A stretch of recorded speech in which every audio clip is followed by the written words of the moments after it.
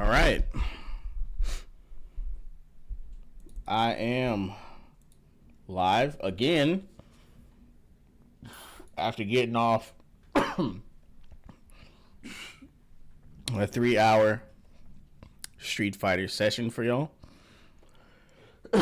Excuse me. Give me one moment to continue setup.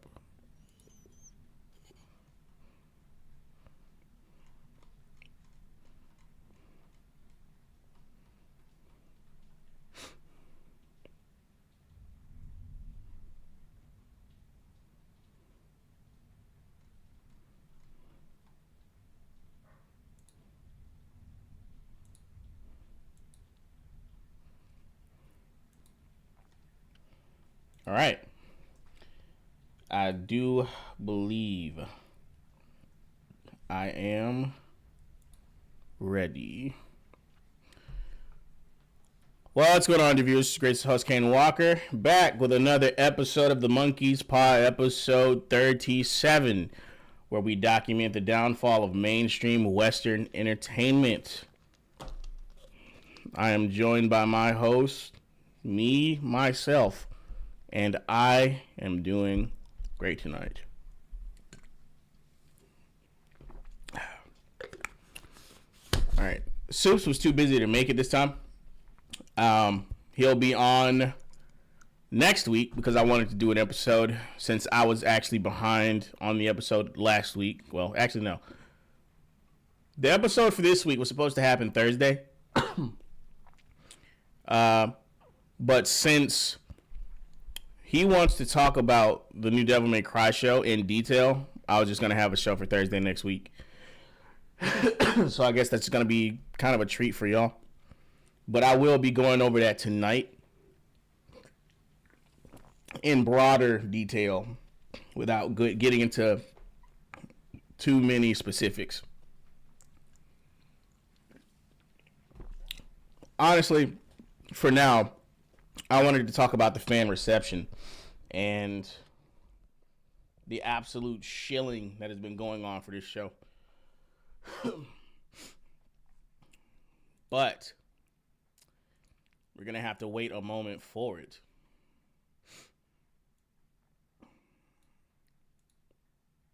Give me 1 second.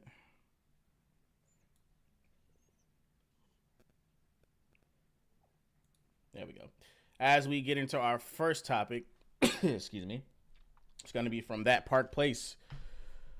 And they say Sweet Baby Inc. has been reportedly dropped by Sony as the gaming giant cancels several projects with Sweet Baby Inc. involvement. It's been a long time coming, but it looks like the industry may finally be waking up. Maybe. According to a verified insider speaking with the Gothic Therapy YouTube channel, Sony has allegedly begun canceling contracts specifically involving controversial narrative consulting firm Sweet Baby Inc. Excuse me.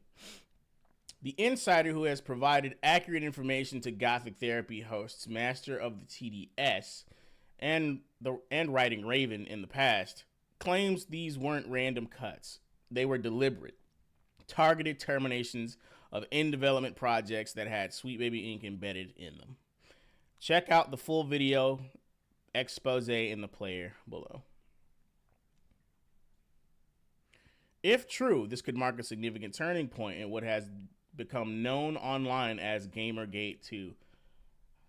Speaking of which, I hate that. I hate how we keep letting people who don't even participate in the fucking hobby dictate the pace of it and dictate what's going on. But I guess when you have a force this annoying, you have no choice but to call what's happening something. So we have to label it. I guess we've gone with Gamergate 2, and it's just so fake. It's fake as shit because the people who actually give a damn about the medium don't, like, their gripes are justified. And there's a bunch of interlopers who are trying to change what it actually means to be associated with video games, what it means to be a player, what should be going on with a gameplay experience, and the like. So, yeah, it's all very tiresome. But continuing on. The rising backlash against forced narratives, identity politics in game development, and the shadowy consultants who reshape beloved franchises to serve political messaging. Full discourse. Writing Raven of Gothic Therapy as a contributing writer for that park place under the name Raven Redgrave. Sweet Baby Inc.'s grip on gaming may be slipping. Over the past year, Sweet Baby Inc. has come under increasing scrutiny for its behind-the-scenes role in some of the most divisive projects in recent gaming history. From Suicide Squad Kills the Justice League to Spider-Man 2, their fingerprints have been all over scripts, character arcs, and tone. They've proudly boasted about centering marginalized voices, but gamers have repeatedly pointed out that what they're really doing is homogenizing content, gutting it of risk, edge, or authenticity in favor of bland moral lectures and identity checklists. Kim Belair even told a story about starting Sweet Baby Inc. because she was upset that gamers had a choice in their protagonist in titles like Mass Effect 2, citing a desire to have everyone experience her specific choices. She noted that her black female Commander Shepard, the game's customizable protagonist, first interacted with Jacob Taylor, another black character. She was so moved by the representation she was experiencing, but soon realized it wasn't what everyone else was going to see. She then decided to try and change that. The general idea was, holy moly, representation is cool, but in my Mass Effect experience, this is almost an accidental form of representation because it's something that's a possibility. It's not guaranteed for any player depending on that kind of character and the Commander Shepard you make.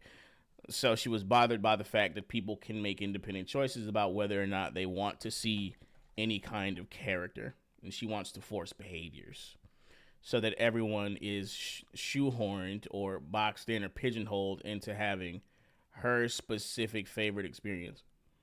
Interesting. So any form of inclusion that doesn't force people to witness it doesn't count. Gotcha. Continuing on. Belair said during the speech in 2019, so I thought, wouldn't it be amazing if this wasn't an accident, but was actually the intention of the game designers? Well, creating your own character was the intent. What the fuck are you talking about? This narrative-first controlling forced diversity approach has become a lightning rod for criticism, especially as games under their influence repeatedly underperform, get mocked, or fail to resonate with audiences. The Gamergate 2 movement gains momentum. This backlash has evolved into what many now call Gamergate 2.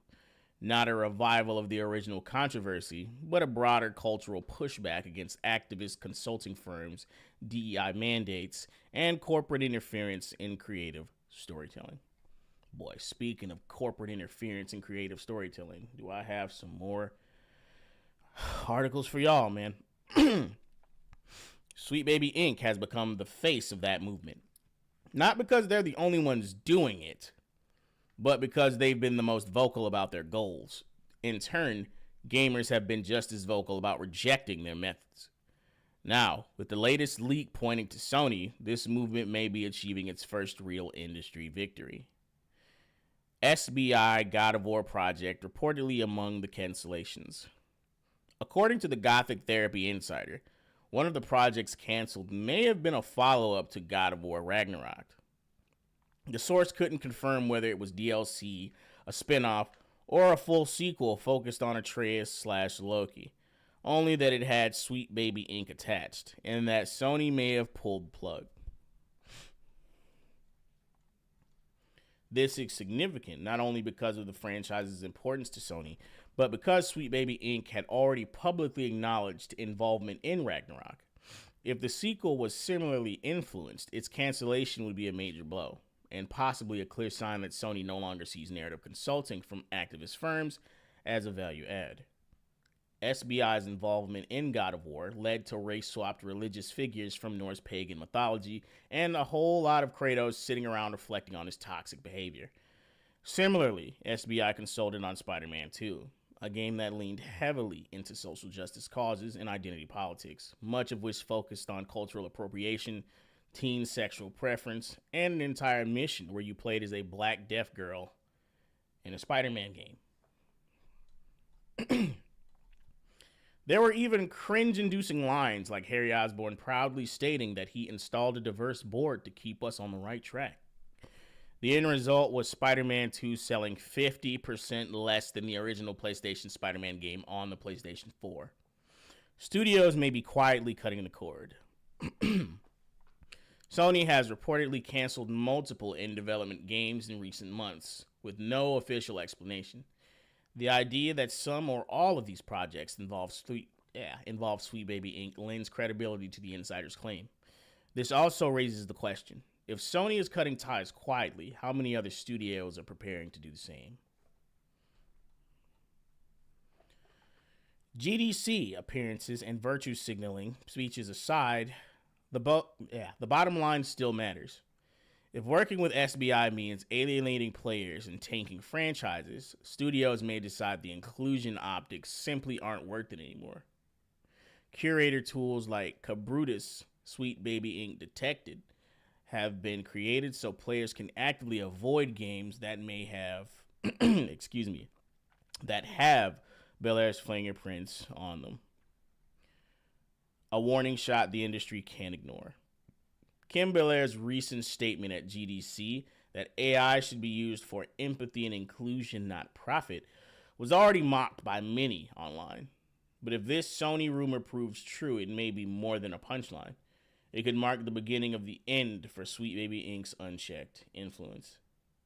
It's too early to declare the company finished, but if this rumor proves true, it means the tide is turning, and players are making their voices heard. If major studios are starting to pull back from narrative consultants who prioritize ideology over storytelling, the message is clear. Rewrite the games, and gamers will rewrite your future. Do you believe Sony has severed ties with Sweet Baby Inc.? Sound off in the comment section and let us know. I, for one, hope that they did. But even without Sweet Baby Inc., Sony still has a lot to answer for in the way of anti-consumer practices. Not just ignoring people who say, hey, I don't want any fucking ideology in the games or whatever. Way more than that. For example, and this is every fucking company now, digital games being full price, that like they're the same price as a physical copy. That there's no reason for that. You're not manufacturing anything. It's just the software being sold directly. Like, I'm downloading it from the cloud to my machine. Why the fuck is it still $60, $70, $80?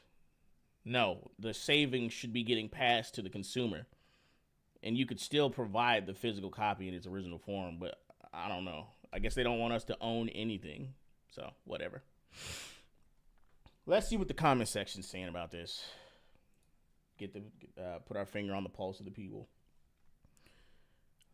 All right, so we got Mr. 0303. Let me zoom in a little bit just to make sure y'all can see what's actually going on. All right. Mr. 0303. Sony don't really need SBI.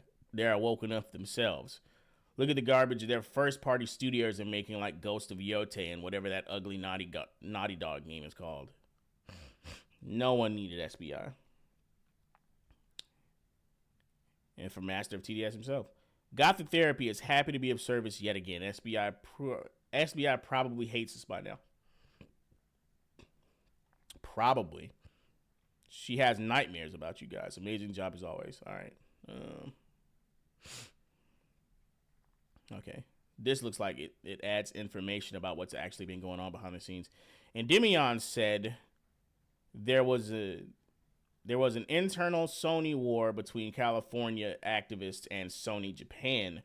If this insider is right and SBI projects are getting gutted, it's very likely Sony Japan won and it's taking control back, which potentially could mean more normal stuff. They may not drop everything, but perhaps we can just go back to that normality where we have one cringe scene in games instead of one complete cringe game I don't believe one of the biggest problems, which is in-game monetization of a full-priced AAA game, will be solved anytime soon, though. I mean, but here's the thing with that. Define normalcy. Like, are we just going to lull ourselves back to sleep? You know what I mean? And go back to the way it was in the 90s? Or are we going to be vigilant forevermore as more and more good content is produced, not only in the mainstream, but in the indie sector as well?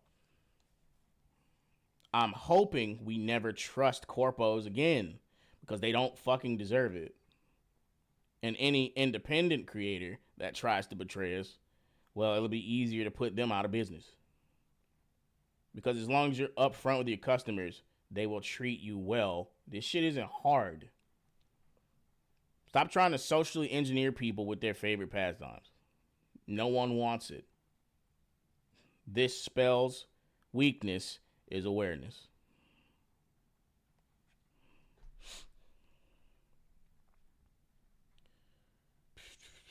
Oh, they're talking about in-game monetization. That's a different discussion. Yeah, that's a whole video by itself. Just matter of shit.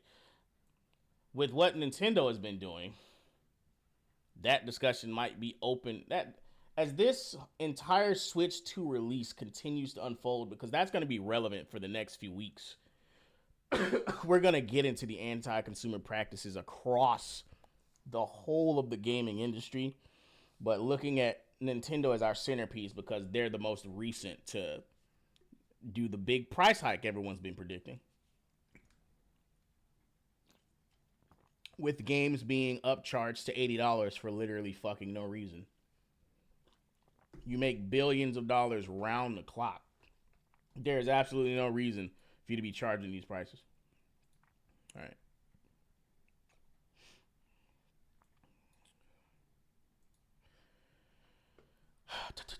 All right, so this next one is actually going to be from comicbook.com.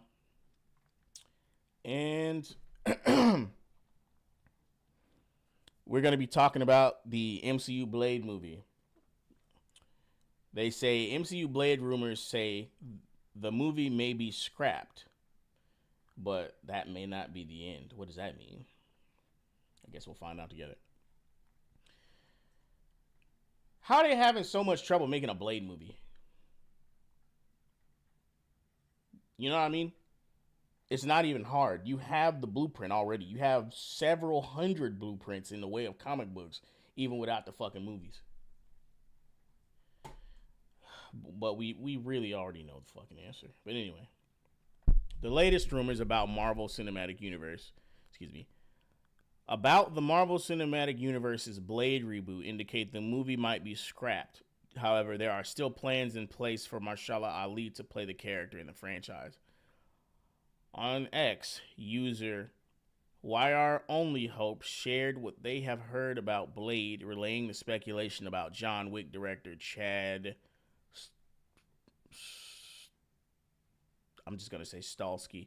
Chad Stahelski coming on board is incorrect. As it stands now, the creative direction of Blade has totally shifted, and the project has been put on ice. This doesn't mean Blade will never happen. At Only Hope brought up the delayed Nova TV series, which Marvel is no longer actively working on, as a point of comparison. That's a horrible comparison. That's a terrible comparison. So it's just going to be in limbo? How is that any different than it never happening? It's on the cutting room floor. It's rotting in a closet. Okay.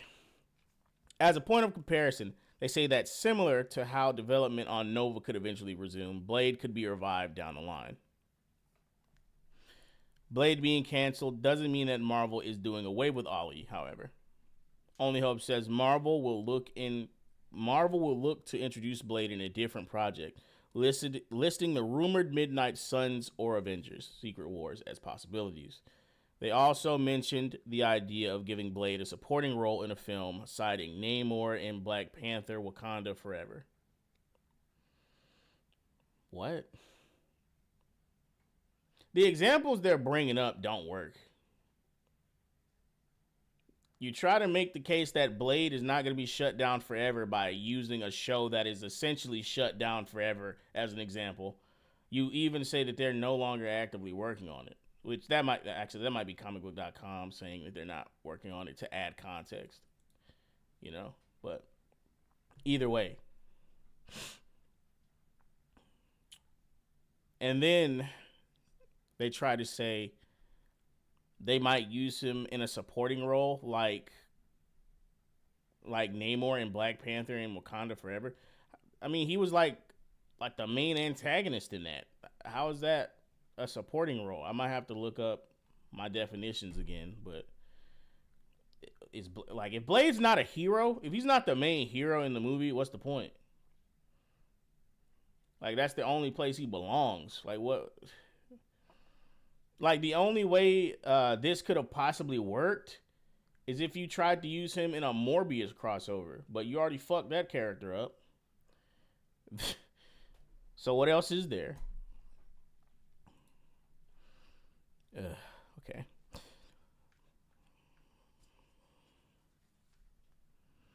Blade was announced back in 2019 at Marvel San Diego Comic-Con panel and has been stuck in development hell ever since.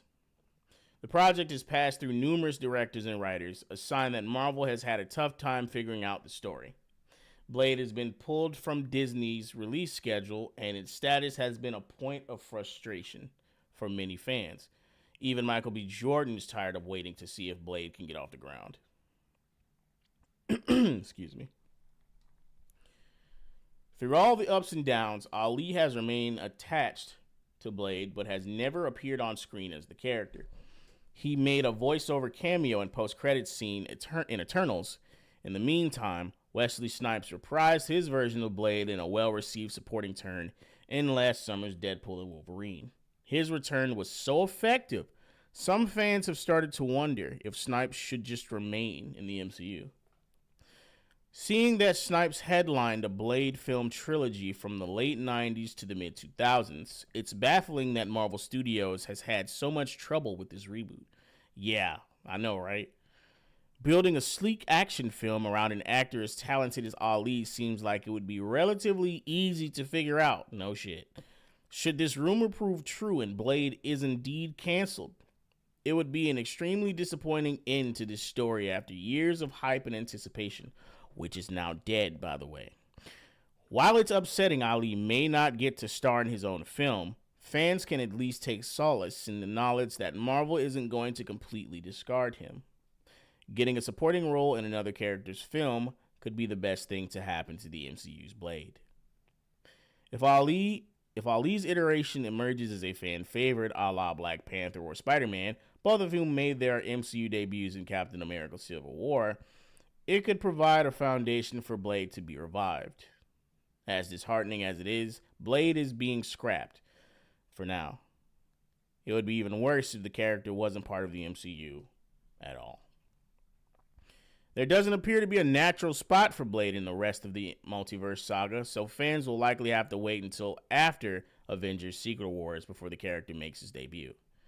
As Marvel builds up to the showdown against Doctor Doom, it has a full plate balancing a plethora of characters set to appear in Avengers Doomsday. So there just isn't time to work Blade into the fold as well. That never stopped them before. Remember Captain Marvel? Never stopped them before.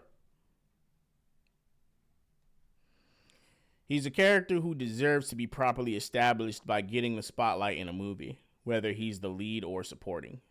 Make him the lead. Like, what the fuck? What do you mean, or supporting? Give him his own fucking movie. And hopefully his arrival will be worth the wait. It won't be worth the wait. There's nothing they could possibly do to make this shit worth the wait. Whatever they produce and send out now is not going to be worth it, bro. It's not going to land. I'll be surprised if anyone actually looks for the movie to drop.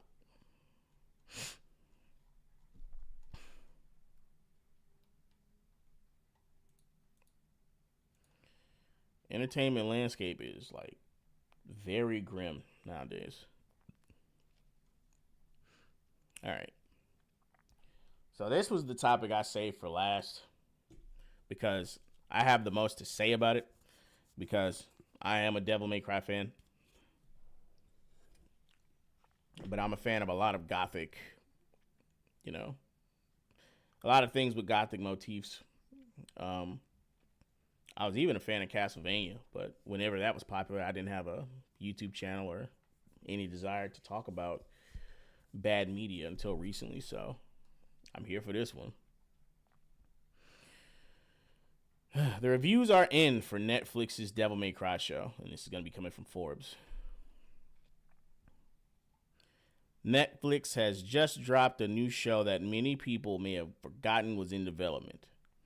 A Devil May Cry animated series based on the famed Capcom characters.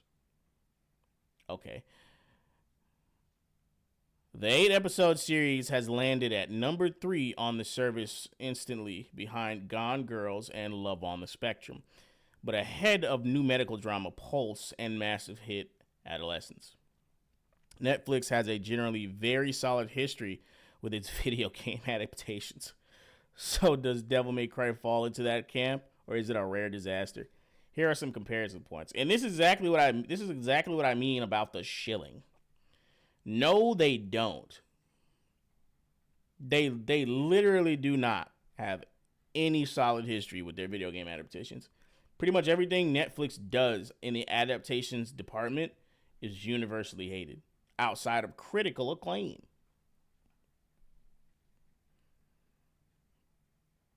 Fans didn't like She-Ra. Fans didn't like, well, those aren't video games, but adaptations, period, they have been losing. People didn't like She-Ra, He-Man. They didn't like Tomb Raider. They didn't like Castlevania. And they don't like this. Anybody who's an actual fan of Devil May Cry is going to be punished for watching this. And I'm convinced all the people who claim this show is good, especially on Twitter, never watch this shit. There's absolutely no way you're this brain dead stupid unless you just turn your brain off, which is impossible, by the way. But they love using that one. It's just a code word for excusing bullshit. It's not good. The show is not good. Even down to the minor details, like this, it was explained that this show was a prequel of Devil May Cry 3. First of all, Dante looks nothing like he normally does in Devil May Cry 3. He never cuts his hair, ever. So what is his hairstyle? He doesn't even have ebony and ivory. It's just 2 chrome Berettas. Even like his style of dress is different, like way more different than it should be. The demons, first of all, there's only 2 demons from Devil May Cry 3 that even appear, and their designs are fucked up. This is Agni. Ruja is the blue one. Uses the blue sword. They have their heads, which they're not supposed to have. They act nothing like they do in the game. They have fucking British accents for whatever reason. This is a demon from Devil May Cry 5, Cavalier Angelo. Echidna is from Devil May Cry 4.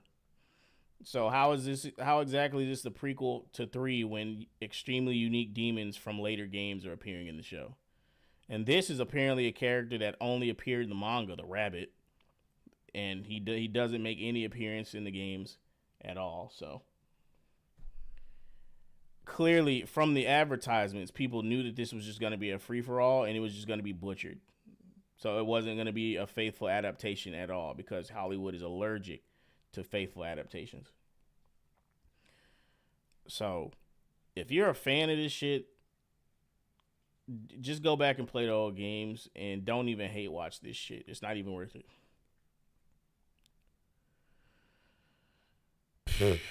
I'm not even gonna lie.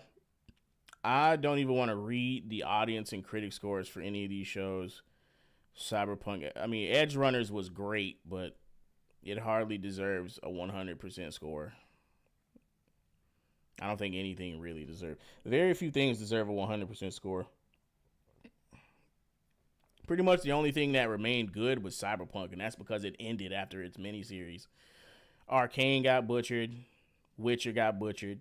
Castlevania got butchered. Both of them. Devil May Cry got butchered. Tomb Raider, Dota, Witcher again. Resident Evil, all butchered.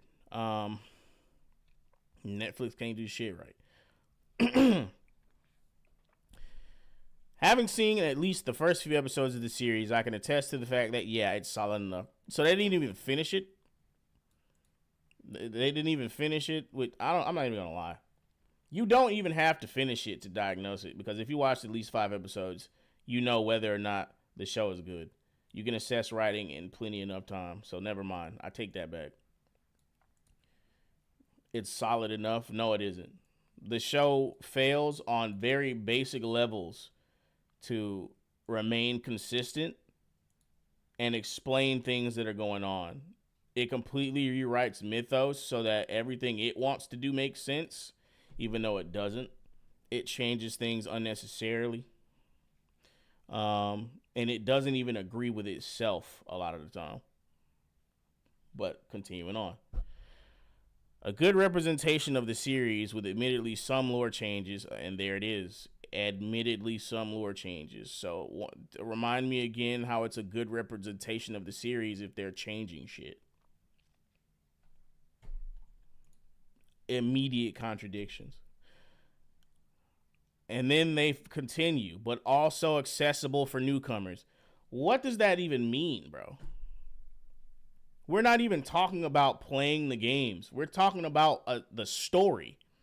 How the fuck is the original story of Devil May Cry not accessible for newcomers? You see how they just use this shit as an excuse for butchering someone else's IP? Accessible for newcomers. What does that even mean? You don't even have to have played the games to watch a faithful adaptation. Everything that would happen in it would be what happened in the game. What do you mean? Shit is nonsensical. Accessible to newcomers as it lays out the science, of which there is none in Devil May Cry. It's all magic, but now there's science of its demons and the world they occupy clearly early on. None of the science makes sense, and it's all bullshit. They try to explain magic with science, and the plot demands it to make sense, so it does. But no, it doesn't. It's things that shouldn't work, but the plot wants it to work, so it does. Devil May Cry is not listed as a miniseries, so if it performs well, it may be greenlit for more seasons. That seems likely already. Placing at number 3 immediately is a great start, and all we have to do is look at that list to see how prone Netflix is to renewing these series. Every show on that list has gotten multiple seasons minus Infinite Darkness. Also Cyberpunk Edgerunners. But that was meant to be a miniseries, and another animated series, plus a live action series are in development at present. Why are they trying to live action everything? So Edgerunners is getting a live action series. No one's watching that shit, bro. Stop. Just stick to animation. So that still counts. I would be stunned if they did not renew Devil May Cry, as it seems like a sure thing. Hey, what's going on, Toast? Thanks for joining.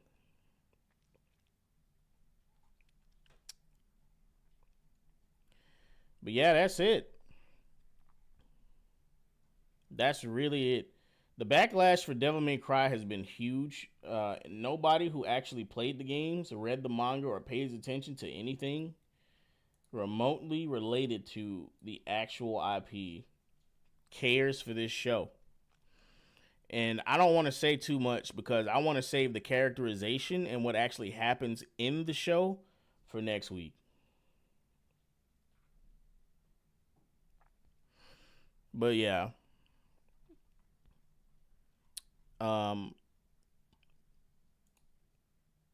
Let me see if I can cover some more topics since I'm only at about 43 minutes.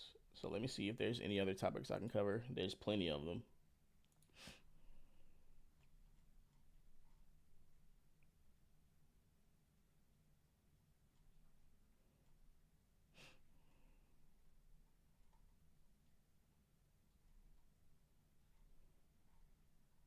Damn, all the major spoilers. I'm gonna have to talk around all the major spoilers. And then I can talk about this. This is relevant. We already opened a discussion about anti-consumer practices in gaming anyway, so we can talk about that. What other recent news can I cover?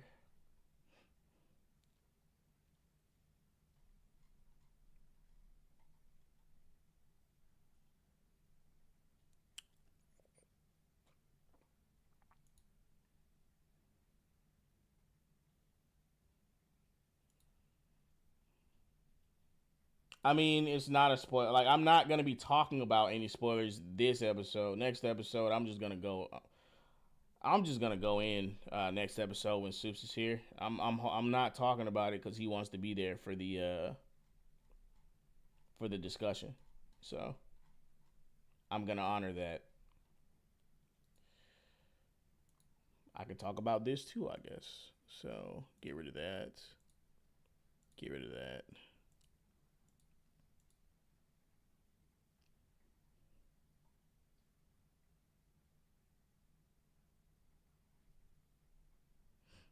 Oh.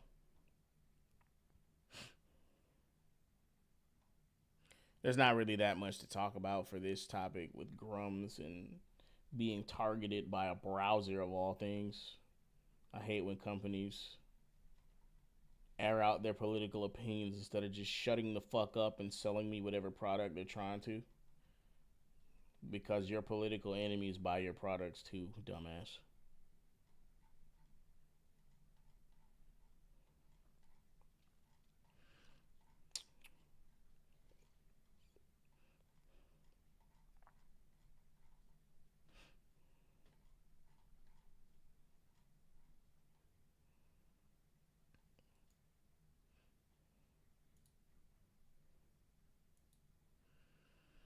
Hmm.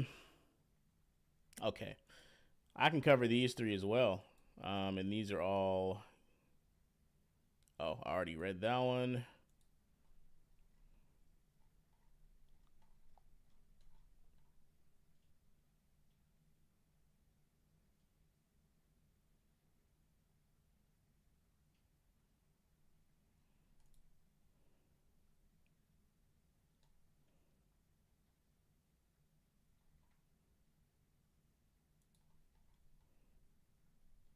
Oh my god, this might be worth talking about too, because this shit here is just.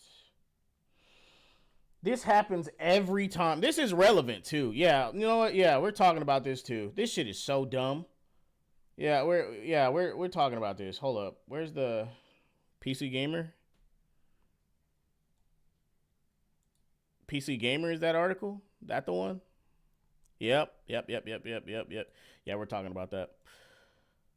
Fuck, should I talk about this one first? Shit.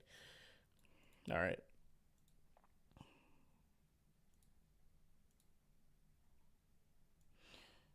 All right, I was able to comb up three more topics, and we still have plenty more to talk about next week when Soups is here. Nice. Yeah, hopefully your laptop ends up pulling through, Toast. All right, we're gonna read this one first from Bounding into Comics. It says Resident Evil 4 and Devil May Cry 4 producer admits industry has grown to a point where a game just being fun isn't enough to sell, and immediately I fucking disagree. This is an entire discussion by itself. Like, what is the meaning of fun when it comes to, especially when it comes to gaming? You know, like in order to make a statement like this, well, first of all, you have to have your finger on the pulse of the community. But if you did, you wouldn't make stupid assessments like this because it's just not fucking true. It's like the number one factor people look for when buying a game, it being fun. Fun on top of other things, but you know. In offering an admittedly depressing summary of the current state of the industry, veteran video game producer Hiroyuki Kobayashi says that unlike years past, The success of a given title now depends on far more than it just being fun. Not fucking true at all.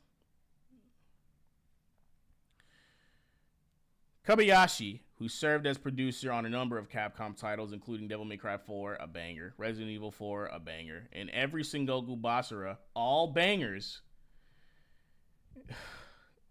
entry before leaving to form his current GPT Track 50 studio, provided this insight into the modern video game industry while speaking to Tekken franchise director Katsuhiro Harada for the latest entry of Famitsu's behind the scenes of game development creator on creator interview series. I have to look that up because there might be some good stuff they're talking about that I could relate to this show. Reflecting on the fact that the ever-growing nature of their industry had led to a similar change in their respective workloads, Kobayashi opined. In the past, game development often started with a simple thought like, this seems fun. If a team had enough development experience, the game would somehow turn into a hit. But nowadays, just being fun isn't enough to sell. Does he elaborate on this, or do we repeat it 3 more times? We need to conduct thorough marketing beforehand, analyze which audience the game will appeal to, and clearly define the target, he explained. I mean, that sounds like it's included in fun, but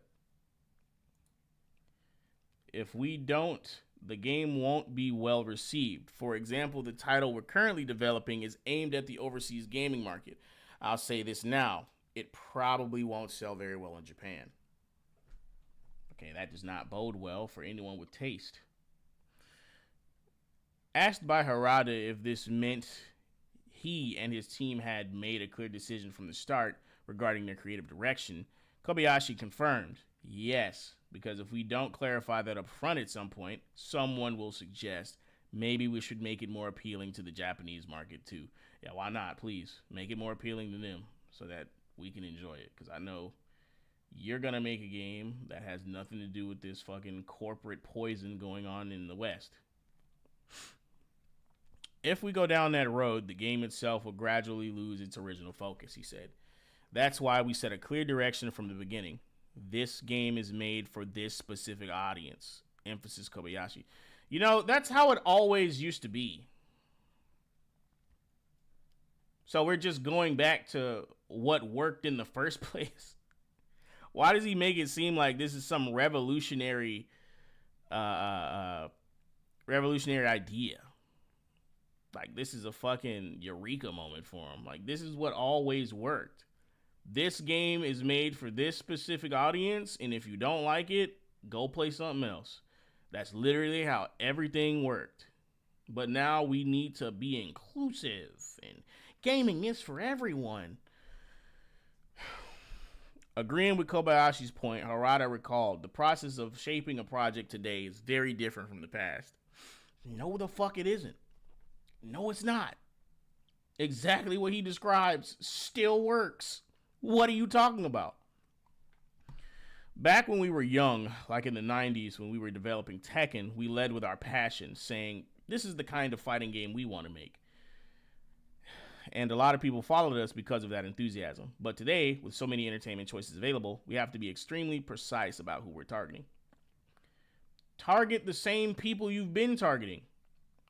As in, the type of people who got you to the level of popularity you are at right now. What is it? This is not Bounty in the Comics' fault, but I have to ask, what the fuck is this article? Like, what are they thinking? Like, what are they saying? What do they mean? They're making it seem like this idea has never been thought of before.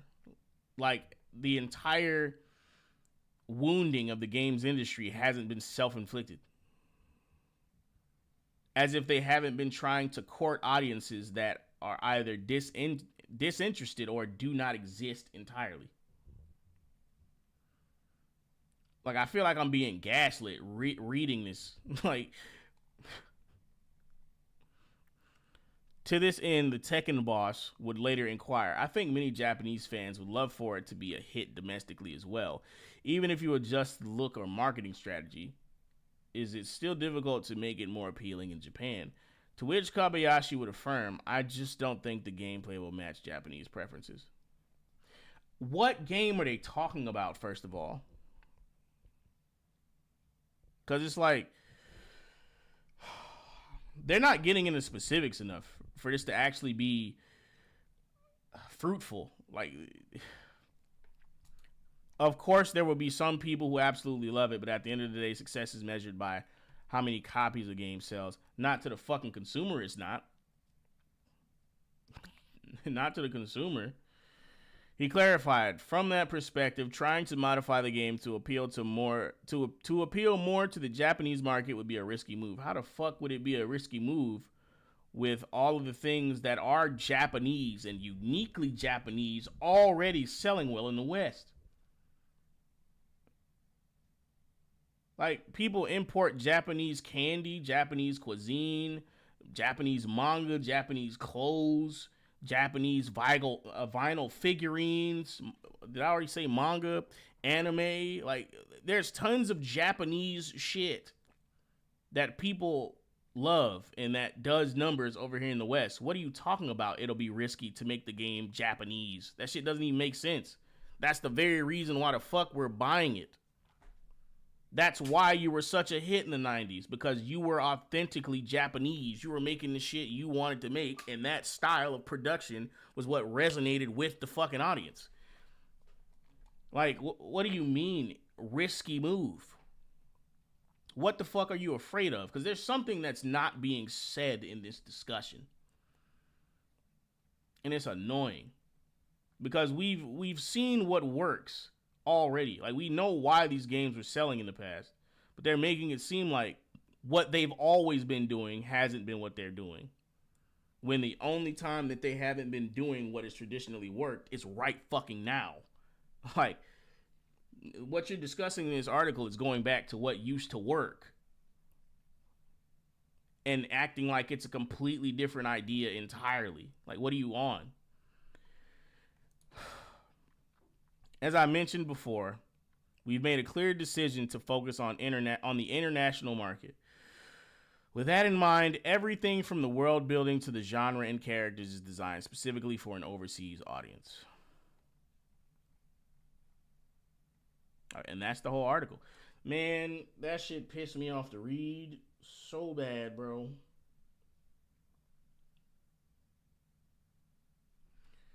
It sounds so stupid. Okay.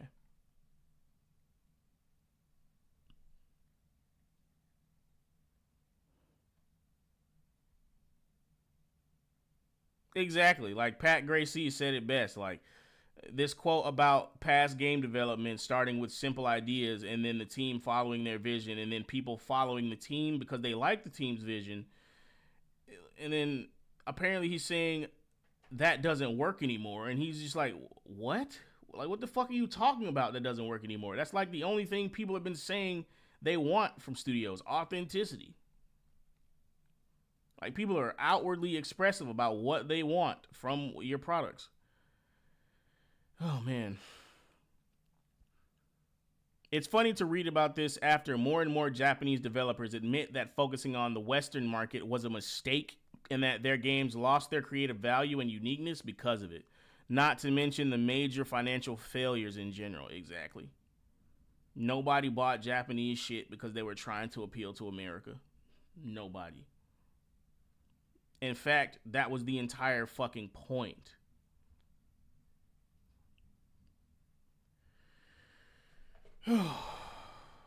Nagoshi and Sakurai were the only ones to say the opposite. Itagaki blended well with the Western market back then. It wasn't woke. It was a great Japanese title, and he found a way to market it in the West. Exactly. New Western sensibilities is the reason why they think shit isn't selling over here. But it fucking is. Like, Japanese shit is definitely selling. Like, what are you talking about? Yeah, basically they're fumbling for absolutely no fucking reason. I don't get it. A big part of the problem stems from the fact that a AAA game a decade ago had a budget a fraction of what a AAA game does today. Yeah. And I'm not saying they need to change more. I'm not saying they need to charge more, but I'm saying they need to get their bloated budgets under control. Absolutely. So that's another reason why no one can make any money, because they keep giving you a fucking $10 trillion budget for a game that nobody wants to fucking buy, because they deliberately put things in it that nobody fucking wants. Like, people aren't quiet about what the issues are, man. Like, these interviews don't even seem fruitful. Like, if you're not listening, you're deliberately not listening to the audience. You're just not. Exactly. False. Games fail because they aren't good. Make better games. Like, gamers have more game options than ever before. An inferior product won't make money. And again, like, people are telling you what sucks and what doesn't.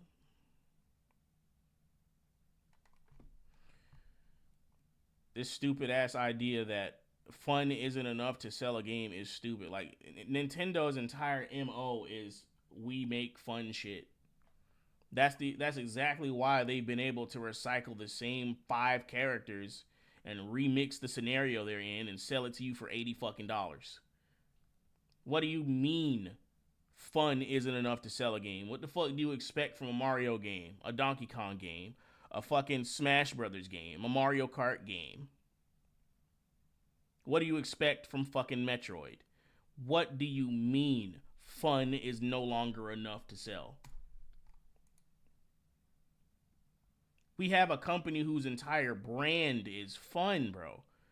It's so fucking outlandish of a statement. I didn't expect this article to piss me off this much. I'll read a couple more comments and then move on to the other 2 articles I got.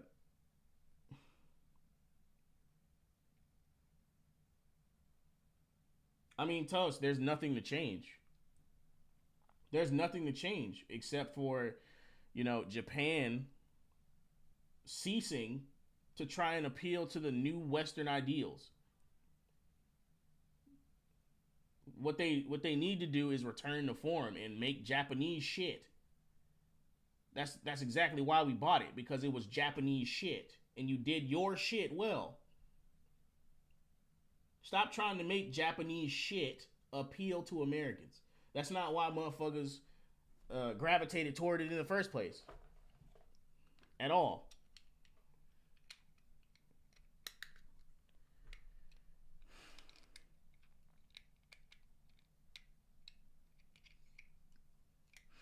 Dun-dun-dun.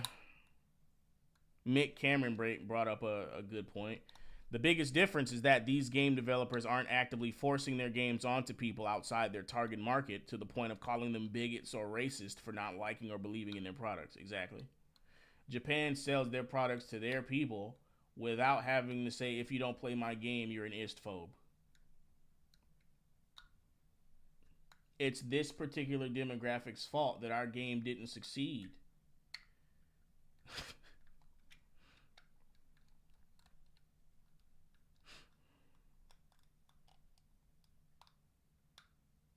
I just brought up Nintendo. Like, Nintendo wasn't even the only company, because they brought up Sega and indie titles, right? Yet fun is exactly what sells Nintendo, Sega, and indie titles. Like, Nintendo and Sega's entire fucking brand was we make fun shit. And Sega in particular really hasn't drifted that far from their arcade game philosophy at all. Like, pretty much the same shit that made Sega popular in the arcade days, in the home console days where they were still a thing, makes them popular right fucking now. So what are you talking about? Same thing with Nintendo. So, like, what are you talking about? He says, let's face it, the real problem is gaming being as big as it has become, and like Hollywood and other major corporations, it's trying to please shareholders and investors over customers. Also, very vocal minorities who are ideologues. I'm going to add that in there. And in doing so, game quality suffers across the board. I don't even know. Never mind. I know. Okay, never mind. I know what particular investors he has in mind when he says this. Because if it was just a private investor, Essentially, only thing Nintendo or any of these other companies have to do is say, just sit your ass down and let me make you money. Seriously, like if this was just a private investor and they were selling fun products and they were able to show that, hey, this shit sells, the investor wouldn't have a problem unless they're motivated by something else other than profit. That's the only logical explanation. Because if I'm an investor and Nintendo is doing what they normally did historically and their products are selling, what the fuck do I have to question if they're making me money every fucking year? Why fix what isn't broken? When he says listening to investors, he means listening to politically motivated investors. Put this in the game to socially engineer people. That's who he's talking about. BlackRock and whoever the fuck else. I keep forgetting their names. But yeah, man. Like, this article is infuriating. Like, what do you mean fun isn't enough to sell games? It's stupid. But speaking of Nintendo, it's safe to cover this because I was there when I watched the Nintendo Switch 2 Direct. But it wasn't even that stream where people did this. It was the Treehouse live stream for the Switch 2 where the comment section just kept spamming drop the price when they announced that the price for the Switch 2 and that the digital copies for games would be $80 while physicals were $90. Like what are they smoking over there in Japan? They need to send some over here. The first Nintendo Treehouse live stream for the Nintendo Switch 2 is live now, and fans have voiced their frustration over the consoles and games prices. At the time of writing, 121,000 people are currently watching the live stream on the official Nintendo of America YouTube channel, with many voicing their frustration about the console and game prices. I can tell they wrote this shit in a hurry. They pretty much wrote this entire article while the live stream was going down because this shit is not proofread at all. I don't blame them. I can't blame them for this one. They wanted to strike while the iron was red fucking hot, white fucking hot. I can't blame them for this one. Drop the price currently consists of about 99% of the comments on the stream, with few comments here and there giving thoughts on the actual stream. Oh my God, drop the price, drop the price, drop the price. Bring back games that cost $49, drop the price. This game looks great. Earlier today, Argos, a UK retailer, made its pre-orders for the Nintendo Switch 2 live ahead of the worldwide April 9 pre-order date, and went on to sell out of the Switch 2 in a matter of hours. Argos was offering the base unit for £395, I believe that is, 99 pence, and the MK bundle for £429, 99 pence. If you choose to pre-order via Nintendo, the company is working to limit scalpers with a new pre-order plan. According to the company, those who want to pre-order through Nintendo will have to be an active Nintendo Switch Online member for at least 2 years continuously by March 31st, 2025. Players must also have spent a certain amount of time playing on the console, with priority going to those who played more. It's currently unknown how other retailers will work to combat scalping. What do you think of Nintendo raising prices for the Nintendo Switch 2 and its games? For more insider gaming news, subscribe to our weekly newsletter and head to the IG forum for the latest discussions. Okay. For more insider gaming coverage, check out the news that April's Game Pass titles have been revealed. All right. Are there comment sections on this site? Okay. I don't know what this means. I think they need some clearance of the whole drop the price thing. This might be a sarcastic comment about them needing clarification. I don't know. Not spam, but people will buy it anyway. You idiots didn't stand against the PS5 price spike or the PS5 Pro. But what are you talking about? Nobody bought the PS5 Pro. Everybody called this shit a scam.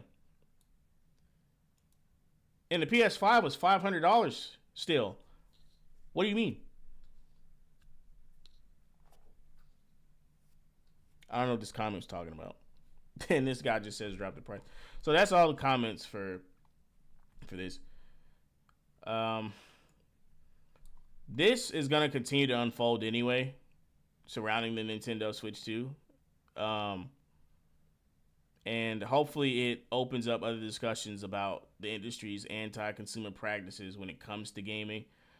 Like I mentioned in the other articles I was talking about with gaming. But yeah, these companies make way too much money for them to be selling games $80 fucking digital and $90 physical.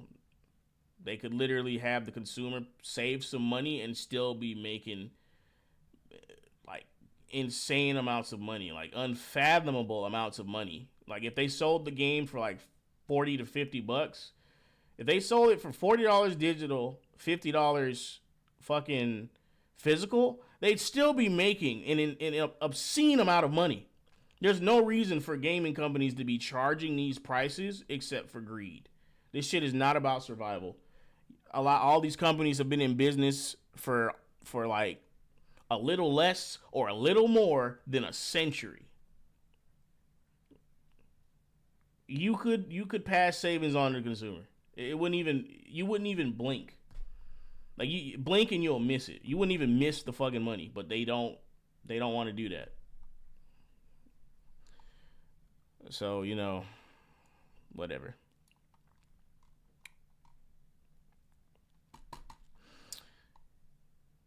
Clocking in an hour, 10 minutes. What do I think about the prices? They're egregious.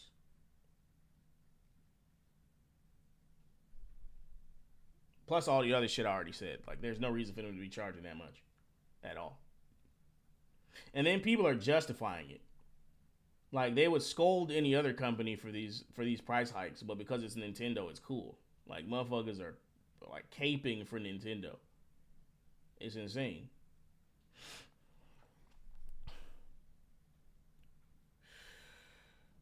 This next one is going to be coming from PC Gamer. The United Nations asked Helldivers 2 studio Arrowhead if it'd give a talk on psychological manipulation. Could we brainwash the entire community to fight for a fascist state? Oh my God, it's Starship Troopers all over again. And the reason why I wanted to talk about this is because it's relevant. You'll understand. Okay, I'm not going to say anymore. But it's Starship. Just know that it's Starship Troopers all over again. And this trend of depicting marginalized groups as bug people and monsters, they have no idea what the fuck they're doing. Also, this trend of them having a character in the show that's like being mocked for being a fucking kooky, out of his mind, crazy conspiracy theorist. And then later on in the same show, there's motherfuckers who prove that guy right, even though he's being mocked by the masses. Like, how do you do that by accident? It's almost like the people who are paying attention are being taunted. Like you can't make a caricature of the fucking crazy guy, conspiracy theorist, and then just vindicate him. That's not how it works. Like, anyway. Could we brainwash an entire community to fight for a fascist state? Would we be okay with that? Turns out, yeah. Players' eagerness in the fight for Super Earth begs the question, are we the baddies? Are we the bad guys? Are we wrong for defending ourselves from the hordes of man-eating bug people? If you've played Helldivers 2 for more than about 15 seconds, you're probably well acquainted with the game's wry sense of humor, a la Starship Troopers. The game sees players dying in droves as disposable soldiers in the name of a theoretical democratic utopia. Not that they'd ever see it, as they're all too busy getting torn apart by giant bugs and landing supply drops on each other's heads. Yeah, are we the baddies? In a talk at 2025's Game Developers Conference titled Helldivers 2 Capturing Lightning in a Bottle, Arrowhead CEO Johan Pilstead reiterated for anyone out of the loop that yes, the game is meant to be ironic, and the fight for Super Earth was always meant to paint players as dispensable henchmen. What is Helldivers 2 fundamentally? It would probably be a fun-to-play co-op action shooter where you're put in the shoes of the evil side grunts of pop culture. How many seconds would you be able to survive? The fact that they just tacitly declare that the Helldivers are the evil side is very telling. Of course, you might start to wonder how fun it'll actually be once you consider the implications of dressing players up in fascist uniforms and calling them to arms under the banner of an imperial state to die, and die again in the name of democracy. We asked ourselves, could we brainwash an entire community to fight for a fascist state? Would they? Would we be okay with that? And it turns out, yeah, actually, Pilstead said in his talk. You know, these are all very stupid questions. We've seen fascist regimes, actual fascist regimes, successfully be able to do this. This isn't even a real question.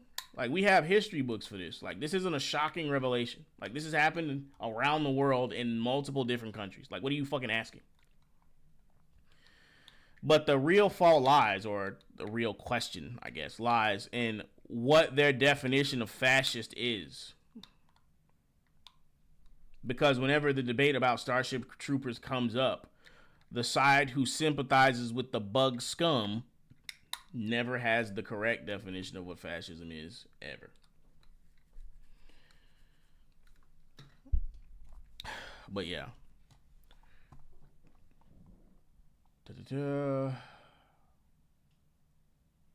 Okay. But it wasn't just players whose heads were turned by Helldivers' sardonic spin on Imperial warfare. They also garnered the attention of a little organization you might have heard of before called the United Nations. Actually, we got a message from the UN asking if we want to talk in some form about psychological defense against manipulation.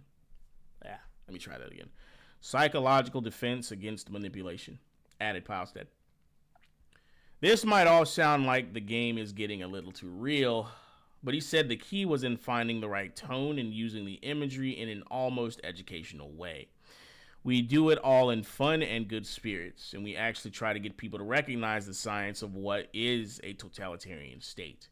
If you start wearing the same uniform as everybody else and do salutes constantly, you might be in a totalitarian regime.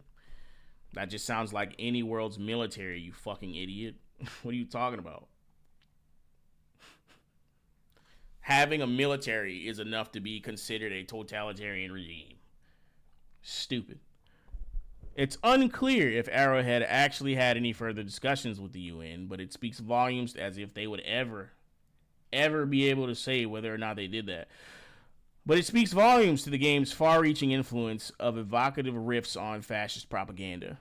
Games are not unfamiliar with these sorts of discussions, but rarely does one invite them so bluntly. To drive the point home and prevent Helldivers 2 from getting too depressing, Arrowhead pulled on the shiny patriotic aesthetics of the US, the EU, and the UN itself, as well as the mantras of regimes like Nazi Germany and North Korea. It creates pleasing aesthetics, Pilstead noted, because there's something totalitarian regimes are really good at. Pleasing aesthetics. It's hard to imagine Helldivers without its satirical stormtroopers in every corner of the galaxy, and players have certainly responded to the game's call to arms with eager roleplay. Joking and otherwise, Combine that with Helldivers 2's novel approach to live service, wherein games developing war constantly finds new ways to seem comically hopeless, and it seems like Arrowhead is better at indoctrinating loyal soldiers than one might expect. Or maybe the players are aware that this is a fucking video game. What? Though given Magicka's bewildering Vietnam expansion, maybe we should have all seen this coming. If you're interested in doing your part, Helldivers 2 is currently on sale for $31.91 on Steam. I'm reporting all of you to the democracy officer. I play this because it reminds me of home. As a diehard communist, this brings out the fascist spirit in me and my people. I hope they expand on the state powers in the game so that we are given stratagem food cards and socialist credit scores to reduce our carbon emissions. Oh my God, I love this comment. Oh my God, the absurdity. Thank you for seeing through the bullshit, bro. Ask yourself, why are Masonic capes in this game? Why is this game such a perfectly made to play fun milsim trainer, and how coincidentally it isn't allowed outside of Western countries? Excuse me. The Sony region ban. This is like one Masonic faction asking the other how they did it, but doing it not for the question, but as a tip-off about theft of consent. And this person, who's a lot more lucid and actually understands why the game's popular, I think gamers buy into the satire of it all, but don't actually feel like they're fighting for a totalitarian regime. Yeah, because it's a fucking video game. It is a movie scene factory where missions can have heroic last stands, Rambo-style solo efforts, success in the face of impossible odds, not to mention the slapstick comedy of disaster, the tragedy of a fallen comrade, or betrayal at the landing site. Exactly. Like they're digging into this way too much. You think people who are playing a video game are being brainwashed into fighting for a totalitarian state? For real?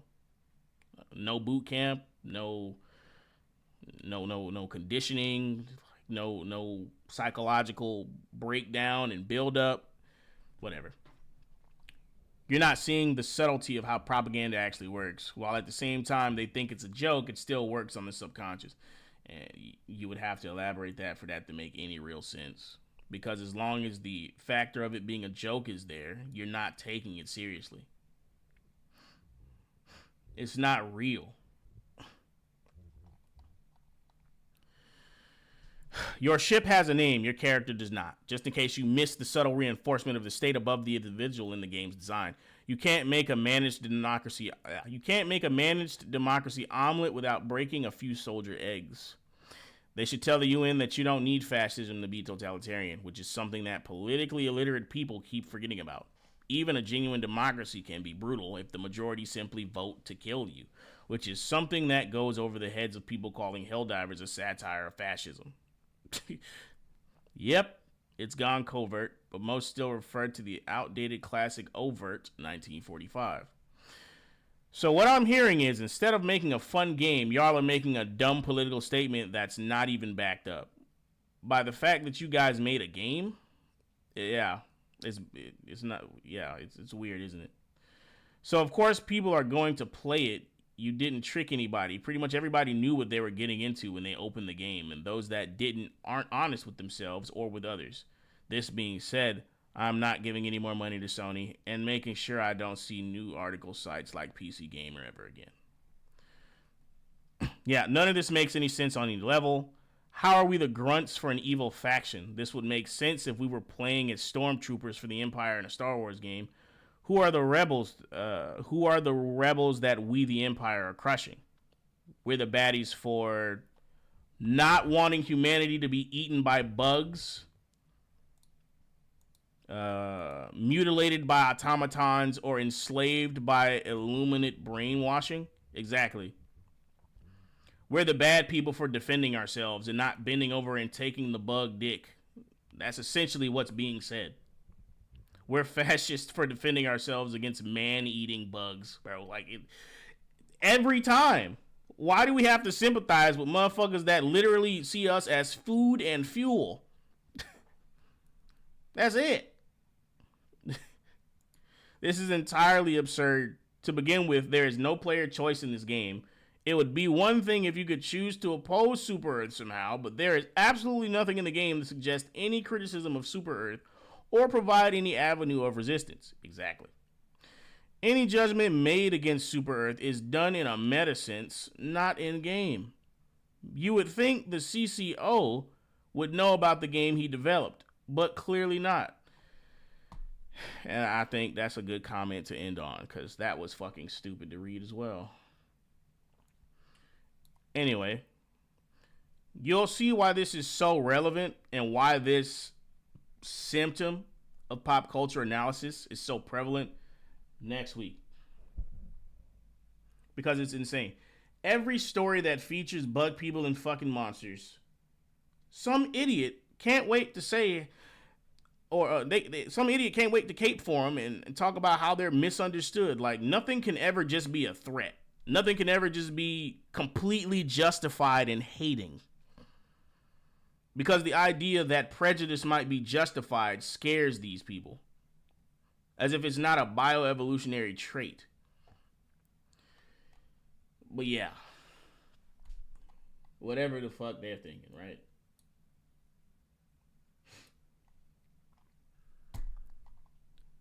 It's been about an hour, 24 minutes, and I covered 6 topics. So that's going to be it for this episode of the Monkey's Paw.